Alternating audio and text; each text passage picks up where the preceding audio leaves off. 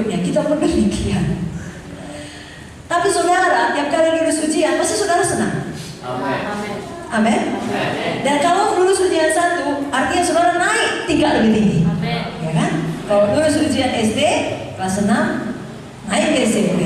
Lulus 3 SMP, naik ke SMU. Lulus SMU, meja hijau, sarjana.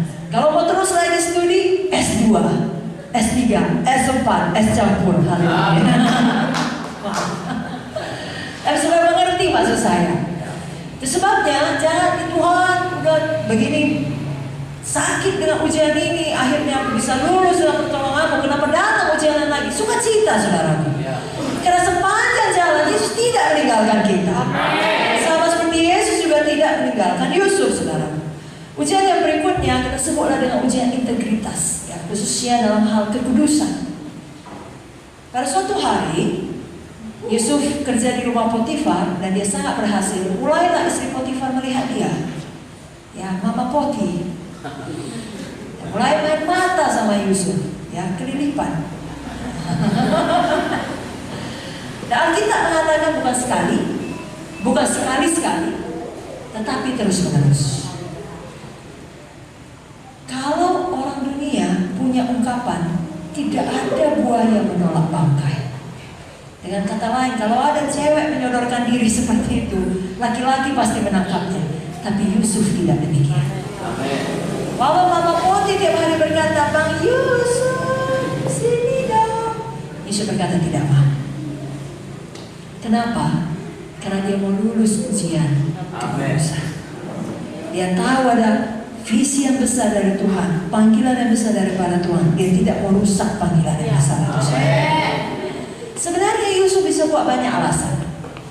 Apa saja dia bisa bilang? Dia bisa bilang, oh, saya sekarang bukan lagi hidup di tanah atau di antara bangsa Ibrani, bangsa Israel. Saya sekarang hidup di tengah bangsa Mesir. Dan bagi orang Mesir yang begini-begini mah biasa. Bisa. Atau Yusuf bilang, saya terpaksa Tuhan, saya kan muda, dia nyonya saya, apa katanya saya ikut. Atau Yusuf bilang, sekali ini saja Tuhan, takkan datang kesempatan lain seperti ini. Tapi Yusuf tidak mengatakan itu. Ya, justru berkata, bagaimana mungkin aku berdosa terhadap Tuhan. Saudaraku, dalam kehidupan kita sehari-hari, integritas kita akan diuji. Anak-anak muda yang masih sekolah, apakah mencontek saat ujian? Yang kerja, apakah korupsi uang, korupsi waktu? Atau bahkan dalam kehidupan yang rutinitas, apakah kita berbohong demi supaya dilihat orang baik, demi tidak ketahuan kesalahan kita? Atau di dalam kamar-kamar pribadi, apakah kita membuka pornografi? Pada waktu internet kita hidup, karena sekarang dengan satu gadget saja kita bisa pakai itu semua hal yang baik, tapi di sisi lain kita juga bisa pakai itu semua hal yang jahat. Biar kita menjawab seperti Yusuf menjawab. Walau kita sendirian di kamar yang sepi, tidak ada orang lain di situ, kita bisa buat dosa apa kita mau, tapi kita tahu mata Tuhan ada di segala tempat, mengawasi yang baik dan mengawasi yang jahat. Dan lebih daripada itu, hati kita takut akan Tuhan.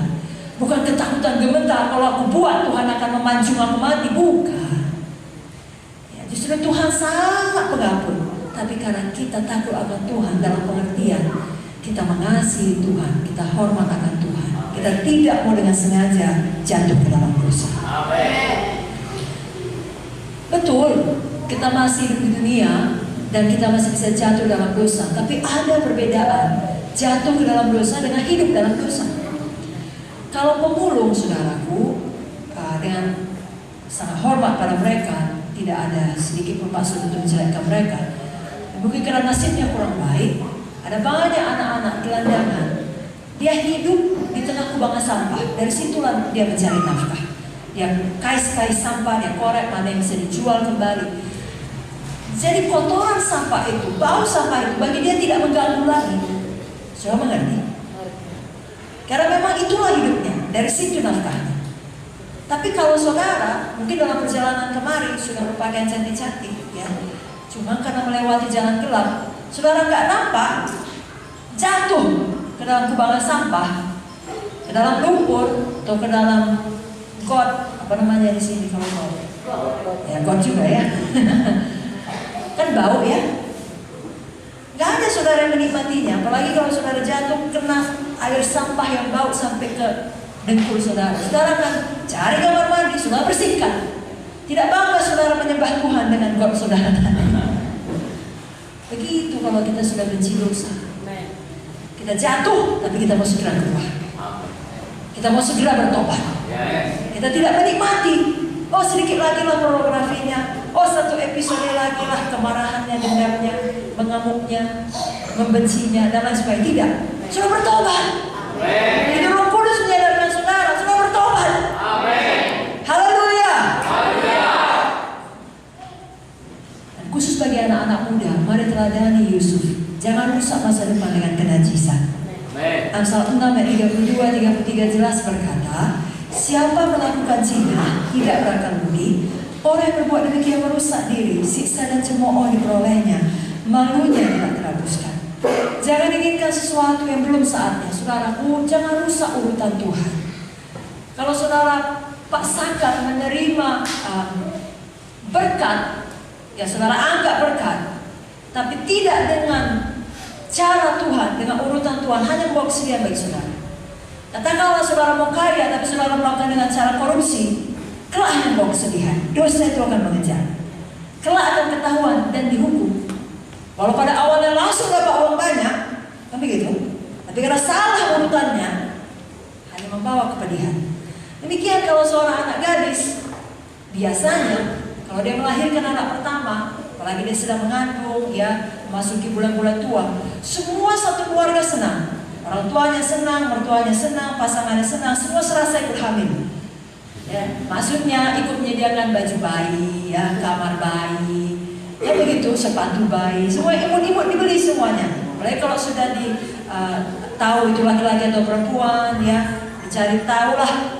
Kalau dia perempuan semua warna pink, pita-pita, kalau laki-laki mungkin warna biru dan lain sebagainya, mobil-mobilan. Lalu ketika anak itu lahir, semua bahagia. Tapi ada juga kisah di mana seorang perempuan hamil anak pertama, tidak ada yang bahagia.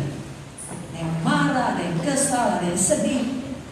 Baik orang tuanya, baik dia sendiri, baik mertuanya, baik pasangannya. Kenapa? Karena dia hamil sebelum menikah. Salah urutannya. Kalau benar urutannya, semua bahagia. Amin. Kalau salah urutannya, tidak ada yang bahagia. Bukan Tuhan tidak bisa mengampuni, Tuhan mengampuni, Tuhan memulihkan, tapi tetap ada konsekuensi dari dosa. Katakanlah dalam contoh kisah tadi, anak perempuan tersebut hamil di luar nikah. Apakah Tuhan mengampuni dia? Ya. Tetapi pada waktu dia berkata, Tuhan ampuni aku berbuat zina dengan pasanganku, kan gak hilang janinnya. Kan tetap ada. Kalau pasangannya jahat, lari dia kabur ke kota lain. Apa mau dikata? Tetap ada konsekuensi dia membesarkan anak itu sendirian. Bukan Tuhan tidak memulihkan, bisa jadi kalau dia bertobat sungguh-sungguh anak itu kelak menjadi hamba Tuhan. Tetapi konsekuensi dosa tidak dapat dihindari, saudara. Walaupun ada pengampunan pemulihan daripada Tuhan, itu sebabnya paling baik dengan pertolongan Roh Kudus kita katakan tidak kepada dosa.